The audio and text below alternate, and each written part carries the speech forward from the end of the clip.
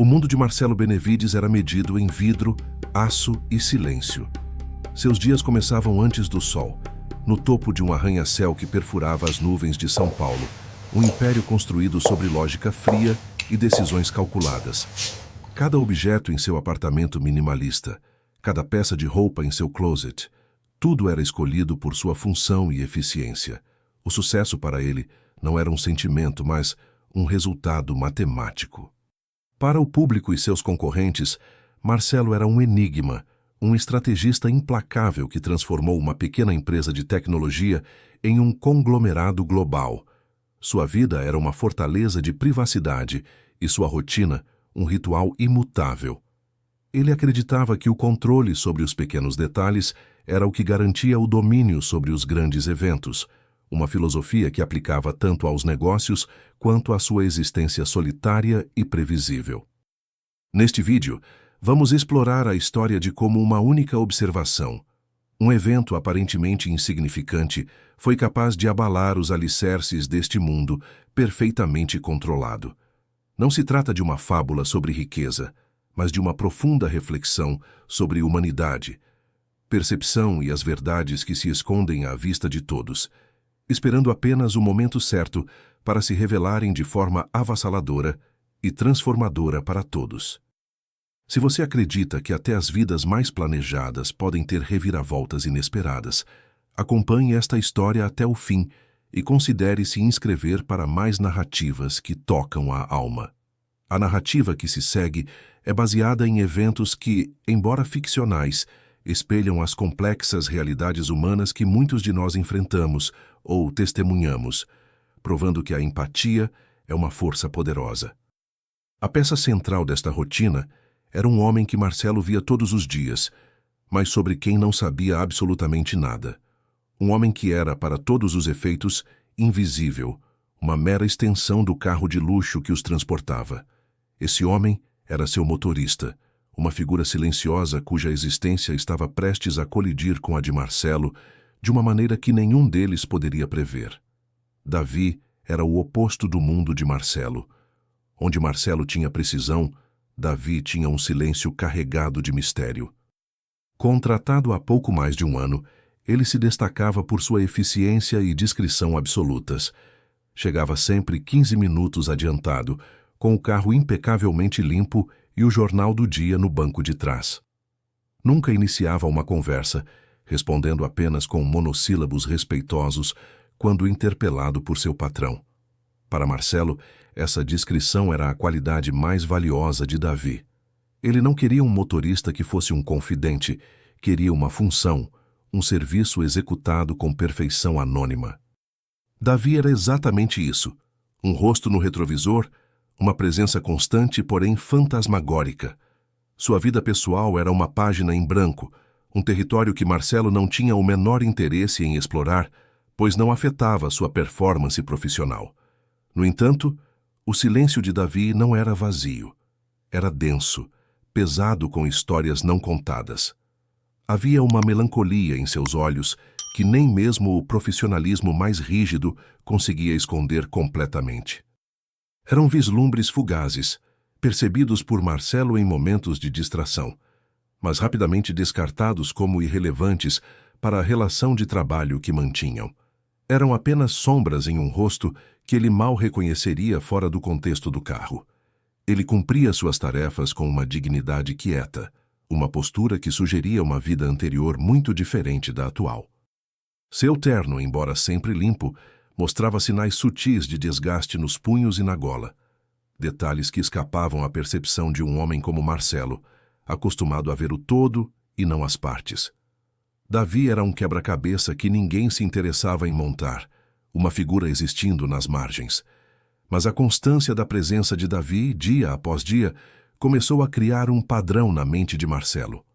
E como em qualquer padrão, o menor desvio, a mais sutil anomalia, acabaria por se tornar visível.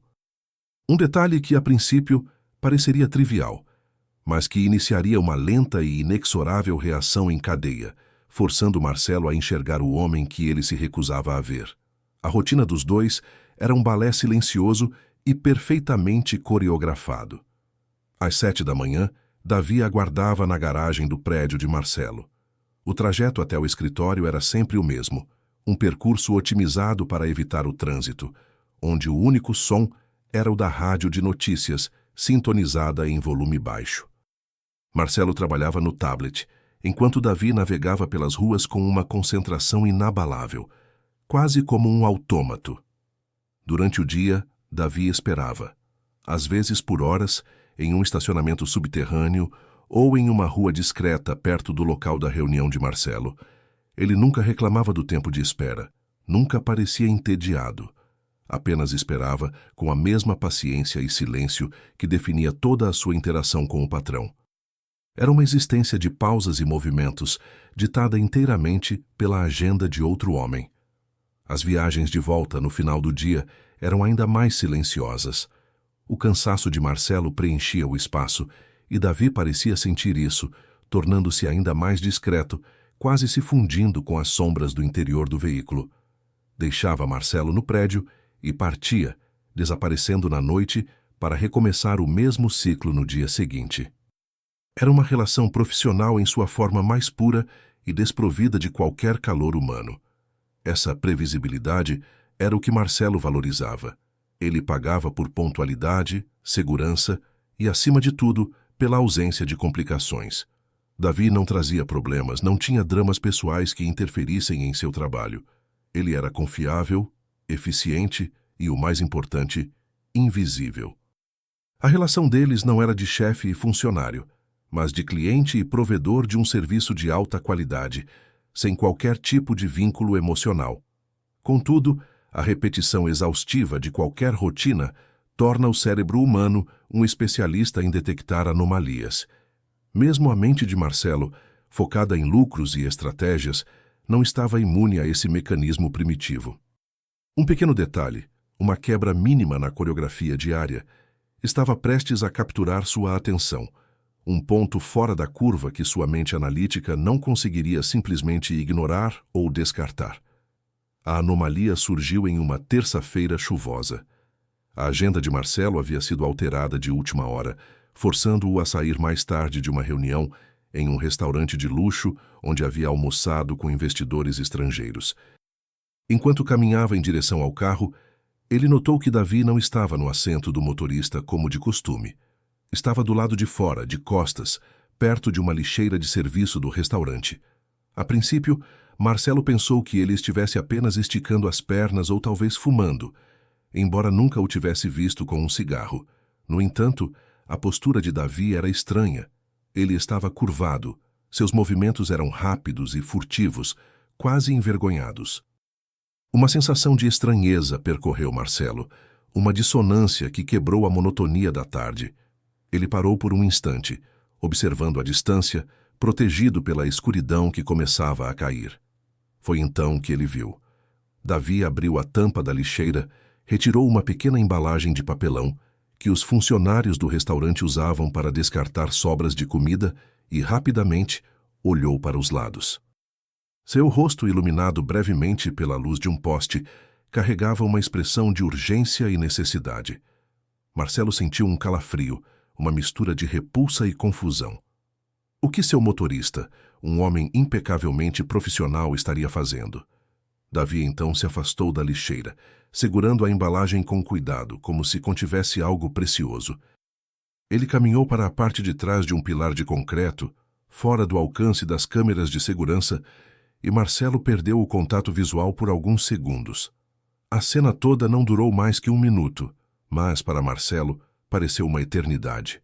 Uma imagem que se gravou em sua mente com uma clareza desconcertante.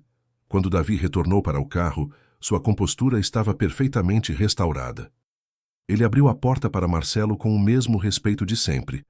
Seu rosto uma máscara de neutralidade profissional. Mas Marcelo agora via algo diferente.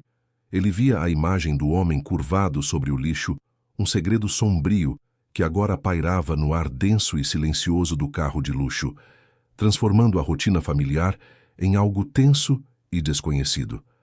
Durante o trajeto de volta para casa, o silêncio no carro, antes um símbolo de profissionalismo, tornou-se pesado e opressor. Marcelo tentava se concentrar em seus e-mails, mas sua mente retornava insistentemente à imagem de Davi junto à lixeira. Cada detalhe da cena era revivido com uma nitidez perturbadora. A maneira furtiva como ele olhou ao redor, a expressão em seu rosto, a embalagem de papelão em suas mãos. Uma série de perguntas começou a se formar em sua cabeça. Por que um homem com um emprego estável e um salário que ele considerava justo estaria fazendo algo assim? Seria um problema com drogas? Uma compulsão estranha? Ou algo muito mais desesperador? Cada possibilidade parecia mais sombria que a anterior, e a falta de respostas criava um vácuo de incerteza que Marcelo, um homem de fatos e dados, detestava. Ele olhou para o rosto de Davi no retrovisor. A mesma expressão calma e controlada de sempre.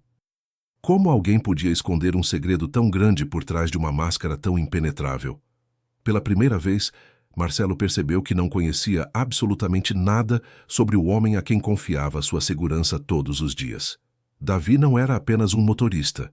Era um ser humano com uma vida e problemas que ele nunca havia considerado. Essa percepção o incomodou profundamente. Ele sempre se orgulhou de sua capacidade de ler as pessoas, de entender suas motivações para fechar negócios. Mas ali estava Davi, uma incógnita completa, operando bem debaixo de seu nariz. A semente da dúvida havia sido plantada, e ela começou a germinar, crescendo em uma mistura de desconfiança, curiosidade e uma pontada de algo que ele não sentia há muito tempo: preocupação. Marcelo chegou em seu apartamento, mas a sensação de normalidade havia se dissipado. O silêncio de sua cobertura, que antes lhe trazia paz, agora parecia amplificar suas perguntas. A imagem de Davi era um fantasma que o assombrava. Ele sabia que não poderia simplesmente ignorar o que viu. A rotina havia sido quebrada e, com ela, a barreira que ele construiu entre seu mundo e o das pessoas ao seu redor. 2 semanas se passaram. Marcelo tentou racionalizar o que viu, classificando o incidente como um evento isolado, uma anomalia que não se repetiria. Ele se forçou a voltar à normalidade, a ver Davi apenas como o motorista eficiente de sempre. No entanto, a semente da dúvida já havia criado raízes profundas. Ele começou a observar Davi com mais atenção, procurando por qualquer outro sinal de que algo estava errado em sua vida. A oportunidade de confirmar suas suspeitas veio em uma noite de gala, um evento de caridade anual que Marcelo frequentava mais por obrigação do que por prazer. A festa se estendeu até tarde e o buffet era extravagante, com montanhas de comida fina que seriam descartadas ao final da noite. Enquanto saía do salão por volta da 1 da manhã, Marcelo sentiu um pressentimento, uma intuição de que algo aconteceria. Em vez de ir diretamente para o carro, ele deu a volta pelo lado de fora do salão de festas, usando as sombras das colunas de mármore para se ocultar. E então ele o viu novamente. Davi estava perto da área de serviço, onde os funcionários do buffet empilhavam as bandejas de comida que sobravam. Ele esperou pacientemente até que a área ficasse vazia, seu corpo tenso e alerta. Com os mesmos movimentos rápidos e furtivos que Marcelo observara semanas antes, Davi se aproximou das bandejas. Ele tirou de seu bolso alguns recipientes de plástico e começou a enchê-los com os restos do banquete. Pedaços de salmão, aspargos, mini-quiches. Ele não comia ali. Ele guardava a comida com um cuidado metódico, quase reverente, como um tesouro conquistado com muito esforço e risco de ser flagrado a qualquer momento. Desta vez, não havia ambiguidade. Marcelo viu tudo com uma clareza inegável. Não era um ato aleatório. Era um padrão, um comportamento desesperado. Ele observou, paralisado, enquanto seu motorista, o homem que dirigia um carro de R$500 mil, coletava restos de comida de uma festa de luxo. A verdade o atingiu com a força de um soco, quebrando a última barreira de negação que ele havia construído. Marcelo permaneceu imóvel nas sombras, o coração batendo forte contra o peito. A cena à sua frente era tão surreal que seu cérebro analítico lutava para processá-la. Uma onda de emoções conflitantes o invadiu. A primeira foi uma repulsa instintiva, um preconceito de classe que ele nem sabia que possuía tão arraigado. Como seu funcionário poderia fazer algo tão indigno? Era uma quebra de decoro, uma mancha em sua imagem. Logo em seguida veio a confusão. Ele pagava a Davi um salário decente, certamente acima da média para a profissão. Não era uma fortuna, mas deveria ser o suficiente para viver com dignidade. Por que ele precisaria recorrer a isso? A lógica de Marcelo não encontrava uma variável que explicasse essa equação. A situação simplesmente não fazia sentido, e a falta de uma explicação racional o deixava profundamente perturbado. Então, uma terceira emoção emergiu, mais sutil e desconfortável. Uma pontada de pena, misturada com uma vergonha que ele não conseguia identificar. Vergonha por Davi, ou vergonha de si mesmo por testemunhar aquela cena, por viver em um mundo de tanto excesso, enquanto o homem que o servia passava por uma necessidade tão evidente e oculta. A disparidade entre os dois mundos nunca pareceu tão gritante e cruel. Ele recuou lentamente, sem fazer barulho, e voltou para a entrada principal do salão. Quando Davi chegou com o carro minutos depois, seu rosto estava novamente sereno. Uma máscara de profissionalismo perfeitamente ajustada. Marcelo entrou no banco de trás, o cheiro fraco de comida vindo sutilmente da mala do carro, um aroma que apenas ele podia sentir, pois sabia o que significava. O choque o deixou sem palavras. O silêncio na viagem de volta não era mais profissional ou pesado, era elétrico, carregado de uma verdade não dita que pairava entre eles. Marcelo olhava para a cidade iluminada, passando pela janela, mas não via nada. Sua mente estava presa naquela cena, no homem que coletava restos para sobreviver. Ele se sentia cúmplice de uma humilhação que ele próprio havia testemunhado sem ser visto por ninguém. O trajeto de 40 minutos até o apartamento de Marcelo pareceu durar uma vida inteira. Cada quilômetro percorrido aumentava a tensão dentro do veículo. Marcelo, normalmente imerso em seu trabalho ou em seus pensamentos, estava hiperconsciente de cada movimento de Davi. O jeito como suas mãos seguravam o volante, a maneira como seus olhos se fixavam na estrada, tudo parecia diferente agora, filtrado pela revelação chocante. Ele sentiu um impulso de confrontar Davi ali mesmo, de exigir uma explicação. As palavras se formavam em sua mente. Eu vi você. O que está acontecendo? Mas algo o deteve. Seria uma crueldade, uma humilhação desnecessária. Confrontá-lo agora no meio da noite, encurralado no espaço confinado do carro, seria um ato de poder, não de compreensão. E pela primeira vez, Marcelo não tinha certeza de qual era seu objetivo. Davi, por sua vez, parecia alheio ao turbilhão de emoções de seu patrão. Ou talvez ele fosse um mestre em dissimulação. Ele dirigia com a mesma calma de sempre, parando suavemente nos semáforos, fazendo as curvas com precisão. Para um observador externo, era apenas mais um final de noite de trabalho. Mas para os dois homens no carro, o ar estava rarefeito, como se todo o oxigênio tivesse sido consumido pela verdade. Ao chegarem ao prédio, a rotina foi seguida à risca. Davi desceu, abriu a porta para Marcelo e disse seu habitual: "Boa noite, senhor Benevides." A voz era firme, respeitosa. Marcelo apenas acenou com a cabeça, incapaz de formular uma resposta. Ele observou Davi voltar para o carro e partir, levando consigo seu segredo e os recipientes de plástico cheios de comida e de uma dignidade ferida. Sozinho no elevador panorâmico, subindo para sua cobertura de luxo, Marcelo se sentiu um intruso na vida de outro homem. Ele havia descoberto um segredo sem permissão e agora carregava o peso daquele conhecimento. O silêncio que ele tanto prezava em sua vida havia se transformado, tornando-se um lembrete constante da complexidade e da dor que existiam logo abaixo da superfície polida de seu mundo.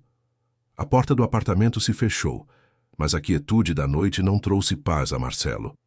Ele caminhou até a enorme janela de vidro que oferecia uma vista deslumbrante da cidade adormecida, mas as luzes que antes simbolizavam seu sucesso agora pareciam distantes e frias. A imagem de Davi não saía de sua cabeça, repetindo-se em um loop incessante, cada vez mais nítida e perturbadora. Ele não era mais apenas um motorista. Ele se serviu de um copo de uísque, uma bebida que normalmente o relaxava, mas o álcool não conseguiu acalmar a tempestade em sua mente. Ele começou a questionar tudo: seu julgamento, suas percepções, a própria natureza de sua relação com as pessoas que o serviam. Ele pagava salários, acreditava ser justo, mas era óbvio que algo estava fundamentalmente errado. O dinheiro não era a resposta para tudo. Pela primeira vez em muitos anos, Marcelo se sentiu vulnerável. Sua visão de mundo, baseada em lógica e controle, havia sido abalada por um ato de desespero humano. Ele percebeu a arrogância de sua própria ignorância. Vivia em uma bolha, interagindo com as pessoas como se fossem peças em um tabuleiro, sem nunca considerar as vidas, as batalhas e as dores que cada uma carregava silenciosamente. O mundo era muito mais complexo. A madrugada avançou e Marcelo permaneceu acordado, perdido em pensamentos. Ele pensou em sua própria jornada, nas dificuldades que enfrentou no início de sua carreira. Havia esquecido como era lutar, como era sentir a incerteza do amanhã. O sucesso o havia anestesiado, distanciando-o da realidade da maioria das pessoas. Davi, com seu ato silencioso, havia lhe dado um choque de realidade brutal. Ao ver os primeiros raios de sol pintando o céu, Marcelo soube que não poderia voltar a ser como antes. Ignorar o que viu seria o mesmo que admitir sua própria falência como ser humano. Ele não sabia o que faria, nem como abordaria a situação, mas uma decisão havia sido tomada nas horas silenciosas daquela longa noite. Ele não demitiria Davi. Pelo contrário, ele precisava entender. A indiferença não era mais uma opção. Na manhã seguinte, quando Davi chegou pontualmente às 7, Marcelo o observou pelo sistema de câmeras da garagem. O mesmo homem, a mesma postura profissional. Mas para Marcelo, tudo havia mudado. A tentação de demiti-lo, de simplesmente eliminar o problema e a sensação desconfortável de sua vida, havia desaparecido durante a noite. Essa seria a solução fácil, a abordagem corporativa para um problema humano, e ele sabia que seria errada.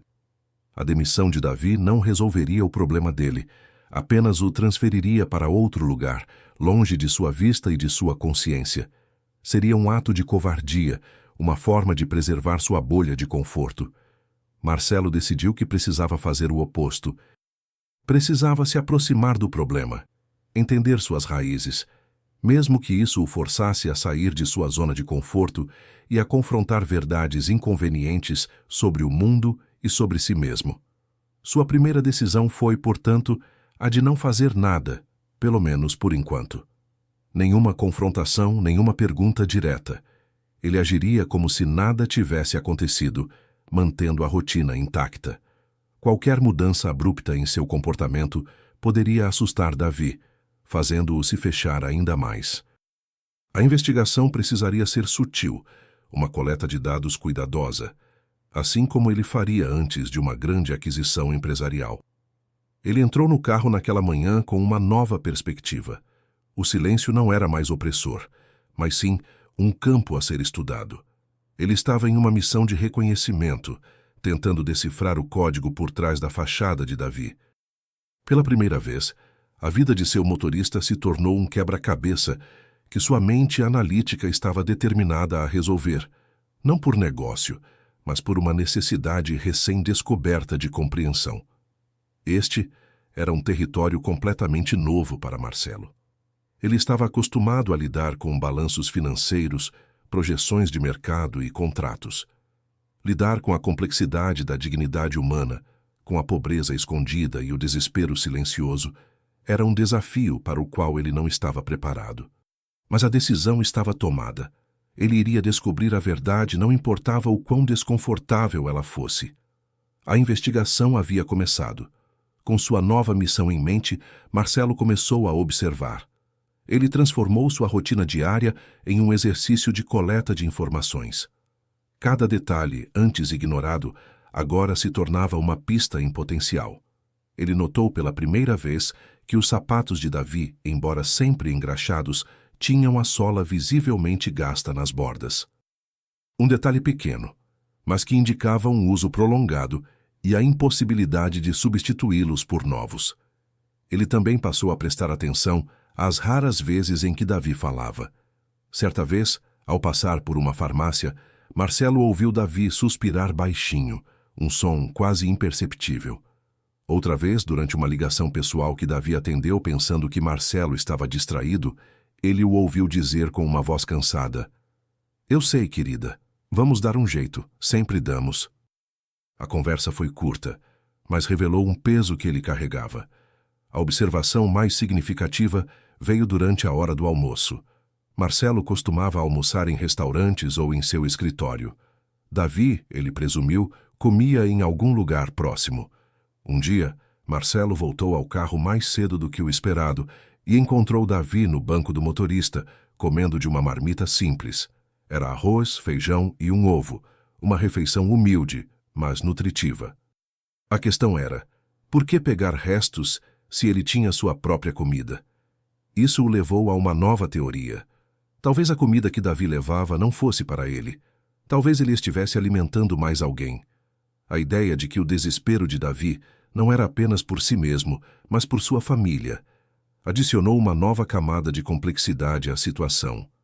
O sacrifício de coletar sobras ganhava um novo significado, transformando-se de um ato de necessidade pessoal para um ato de amor e responsabilidade. Cada uma dessas pequenas pistas era como uma peça de um quebra-cabeça. Sozinhas não significavam muito, mas juntas começavam a pintar um quadro de um homem lutando silenciosamente contra dificuldades financeiras severas. Um homem que mantinha uma fachada de profissionalismo impecável enquanto sua vida pessoal desmoronava. Marcelo sentia que estava se aproximando da verdade, mas as peças mais importantes ainda faltavam. Marcelo decidiu que a observação passiva não era mais suficiente. Ele precisava de mais informações, mas a abordagem direta ainda parecia arriscada. Então, ele planejou uma conversa casual, algo que parecesse natural, para tentar extrair algumas respostas.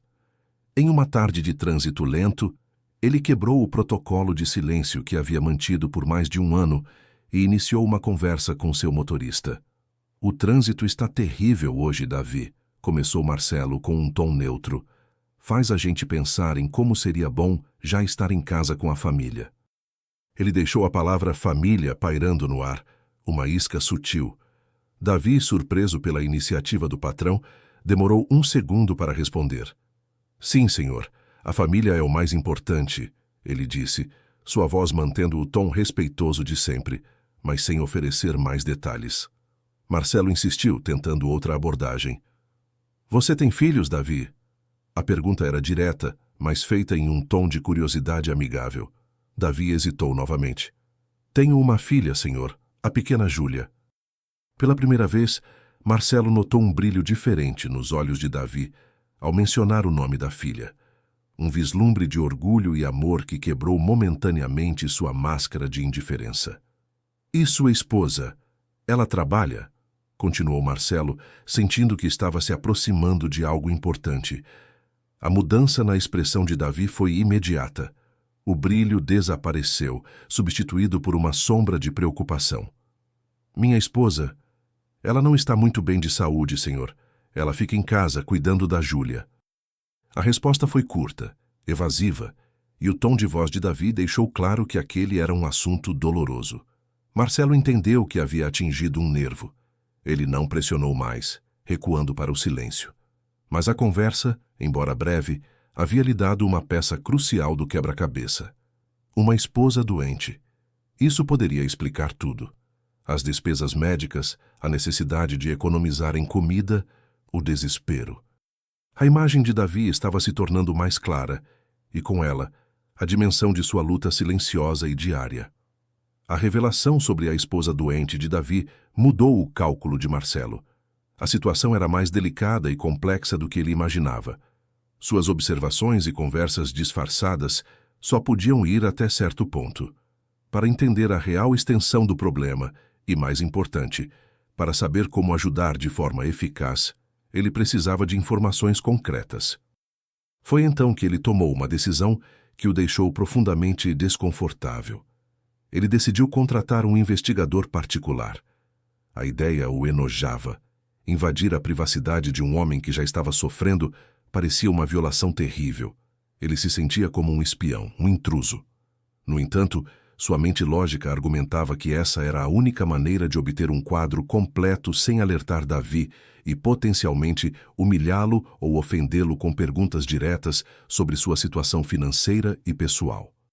Com um peso na consciência, Marcelo contatou uma agência de investigação discreta e renomada, a mesma que usava para fazer a verificação de antecedentes de executivos de alto nível. Ele explicou a situação de forma vaga, omitindo sua relação com Davi, dizendo apenas que se tratava de uma investigação para uma obra de caridade anônima. Ele pediu um relatório completo